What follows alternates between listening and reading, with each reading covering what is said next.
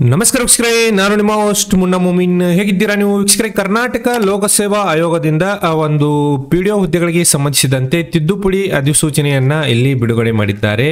ಒಂದು ಪಿಡಿಒ ಹುದ್ದೆಗಳಿಗೆ ಸಂಬಂಧಿಸಿದಂತೆ ನೋಡಿ ಒಂದು ತಿದ್ದುಪಡಿ ಅಧಿಸೂಚನೆಯನ್ನ ಬಿಡುಗಡೆ ಮಾಡಿದ್ದಾರೆ. ಇದರಲ್ಲಿ ಹೊಸದಾಗಿ ಇನ್ನೂ ಅರ್ಜಿಗಳನ್ನು ಯಾರು ಸಲ್ಲಿಸಿಲ್ಲ ಅಂತ ಅಭ್ಯರ್ಥಿಗಳಿಗೆ ಕೂಡ ಇಲ್ಲಿ ಅರ್ಜಿ ಸಲ್ಲಿಸಲು ಮತ್ತೊಂದು ಸರಿ ಡೇಟ್ಗಳನ್ನು ಅನೌನ್ಸ್ ಮಾಡಿದ್ದಾರೆ. ಯಾರು ಅರ್ಜಿಗಳನ್ನು ಇನ್ನೂವರೆಗೆ ಸಲ್ಲಿಸಿಲ್ಲ ಅವರು ಮತ್ತೊಮ್ಮೆ ಇಲ್ಲಿ ಅರ್ಜಿಗಳನ್ನು ಸಲ್ಲಿಸಬೇಕು. ಮತ್ತು ಇನ್ನೂವರೆಗೆ ಯಾರು ಅರ್ಜಿಗಳನ್ನು ಸಲ್ಲಿಸಿದ್ರಿ ಅವರು ಇನ್ನೊಂದ್ಸರಿ ಅರ್ಜಿ ಸಲ್ಲಿಸುವ ಅವಶ್ಯಕತೆ ಇರುವುದಿಲ್ಲ. ಯಾರು ಅರ್ಜಿಗಳನ್ನು ಸಲ್ಲಿಸದೇ ಇದ್ದೀರಿ ಅವರು ಇಲ್ಲಿ ಅರ್ಜಿಗಳನ್ನು ಸಲ್ಲಿಸಬಹುದು. ವಯೋಮಿತಿಗೆ ಸಂಬಂಧಿಸಿದಂತೆ ಒಂದು ಅಧಿಸೂಚನೆಯನ್ನು ಇಲ್ಲಿ ಬಿಡುಗಡೆ ಮಾಡಿದ್ದಾರೆ. ಬನ್ನಿ ವಿಡಿಯೋನಲ್ಲಿ ಕಂಪ್ಲೀಟ್ ಮಾಹಿತಿ ತಿಳಿಯೋಣ. ವಿಡಿಯೋನ ಸ್ಕಿಪ್ ಮಾಡದೆ ಕೊನೆವರೆಗೂ ನೋಡಿ. ಇನ್ನೂವರೆಗೆ ನಮ್ಮ ಚಾನಲ್ಗೆ ಯಾರು ಸಬ್ಸ್ಕ್ರೈಬ್ ಮಾಡಿಲ್ಲ ಅವರು ಈಗಲೇ ನಮ್ಮ ಚಾನಲ್ಗೆ ಸಬ್ಸ್ಕ್ರೈಬ್ ಮಾಡಿ ಮತ್ತು ಈ ವಿಡಿಯೋಗೆ ಒಂದು ಲೈಕ್ ಮಾಡೋದನ್ನು ಮರೆಯಬೇಡಿ.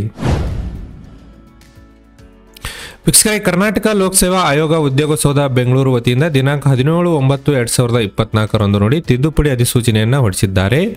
ಆಯೋಗವು 2023-24ನೇ ಸಾಲಿನ ಗ್ರೂಪ್ ಸಿ 1ದ ಗ್ರಾಮೀಣಾಭಿವೃದ್ಧಿ ಮತ್ತು ಪಂಚಾಯತ್ ರಾಜ್ ಇಲಾಖೆಯಲ್ಲಿನ ನೋಡಿ ಇಲ್ಲಿ ಪಂಚಾಯತ್ ಅಭಿವೃದ್ಧಿ ಅಧಿಕಾರಿ ಉಳಿಕೆ ಮೂಲವೃಂದದ 150 ಹುದ್ದೆಗಳಿಗೆ ಒಂದು ನೇಮಕಾತಿಗೆ ಸಂಬಂಧಿಸಿದಂತೆ ಉಲ್ಲೇಖಿತ ಅಧಿಸೂಚನೆಯನ್ನು ಹೊರಡಿಸಲಾಗಿರುತ್ತದೆ.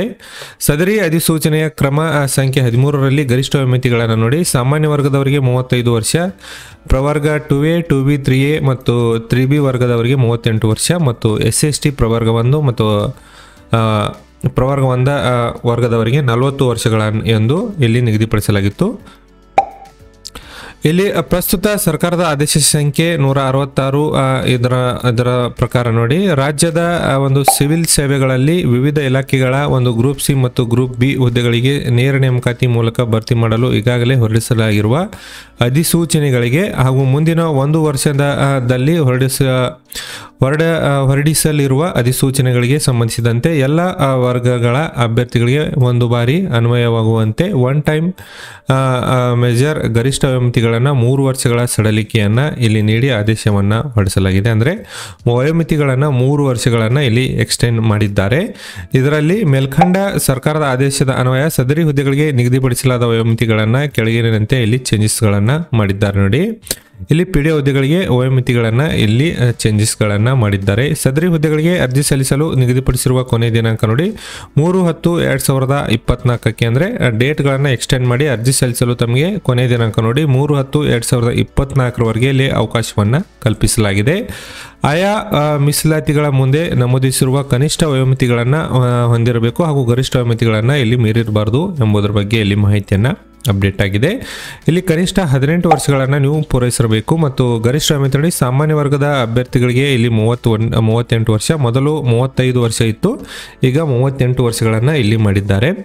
ಅದೇ ರೀತಿ ಪ್ರವರ್ಗ 2A 2B 3A ಮತ್ತು 3B ನೋಡಿ ಮೊದಲು 38 ವರ್ಷ ಇತ್ತು, ಈಗ ಸದರಿ ಚೇಂಜಸ್ಗಳನ್ನು ಮಾಡಿ 41 ವರ್ಷ ಗರಿಷ್ಠ ವಯೋಮಿತಿಯನ್ನು ಇಲ್ಲಿ ಕೊಟ್ಟಿದ್ದಾರೆ. ಅದೇ ರೀತಿ ಪರಿಶಿಷ್ಟ ಜಾತಿ ಮತ್ತು ಪರಿಶಿಷ್ಟ ಪಂಗಡ ಹಾಗೂ ಪ್ರವರ್ಗ 1ಕ್ಕೆ ಸೇರಿದ ಅಭ್ಯರ್ಥಿಗಳಿಗೆ ಮೊದಲು 40 ವರ್ಷ ಇತ್ತು, ಈಗ 43 ವರ್ಷಗಳನ್ನು ಇಲ್ಲಿ ಗರಿಷ್ಠ ವಯೋಮಿತಿಯನ್ನು ಕೊಟ್ಟಿದ್ದಾರೆ.